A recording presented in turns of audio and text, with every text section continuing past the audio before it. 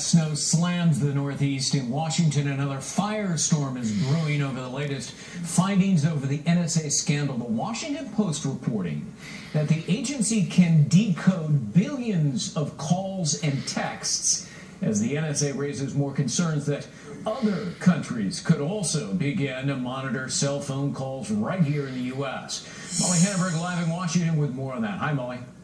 Hi, Greg. There's a type of encryption developed in the 1980s and used in the vast majority of cell phones worldwide, specifically the phones that use 2G technology, that the NSA is apparently able to crack, meaning listen into conversations and read text messages. That's according to the Washington Post, which cites a top-secret document provided by former NSA contractor Edward Snowden and says that the NSA can break that kind of encryption.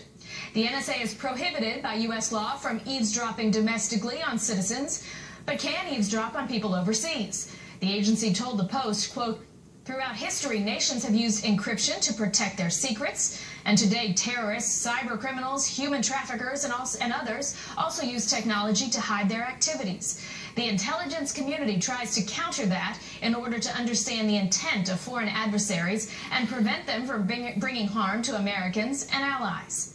Part of the concern here is that Americans may be targeted by outside intelligence gathering groups. Matthew Blaze, a cryptology expert at the University of Pennsylvania, told the paper, quote, "If the NSA knows how to do this, presumably other intelligence agencies, which may be more hostile to the United States, have discovered how to do this too." This comes out at a time when the White House is reviewing a report by a presidential task force looking into the Snowden leaks and the activities of the NSA. Here's what the White House says about what the president wants from this report.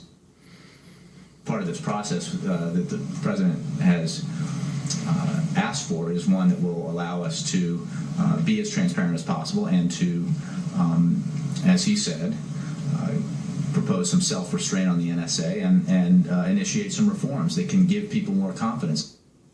President Obama is expected to comment on the NSA report at some point in early 2014. Greg?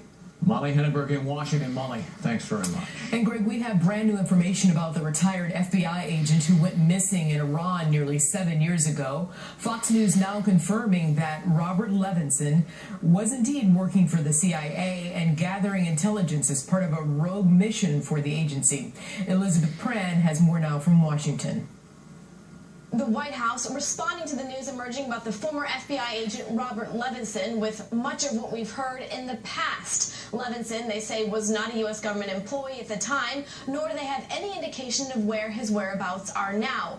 Press Secretary Jay Carney had this to say. I'm not going to fact-check every allegation made in the story you referenced, a story we believe it was highly irresponsible to publish, and which we strongly urged the outlet not to publish out of concerns for Mr. Levinson's safety. After the Associated Press released its report that the missing former agent was working on an unimproved CIA mission in Iran, Fox News confirmed several analysts have been involved in an off-the-books collection program in the past. In some cases, the operatives didn't know they were gathering information for the CIA. Levinson could have been part of a program of that nature. The last time we've seen him was this proof-of-life photo in 2011. The Levinson family, who has received more than $2 million to prevent a lawsuit, have responded in part by saying it is time for the U.S. government to step up and take care of one of its own. After nearly 7 years, our family should not be struggling to get through each day without this wonderful, caring man that we love so much. The unapproved program, run by a group of CIA analysts, later resulted in at least 8 people getting fired or reprimanded. Greg, back to you. Elizabeth Pran reporting from Washington. Elizabeth, thanks.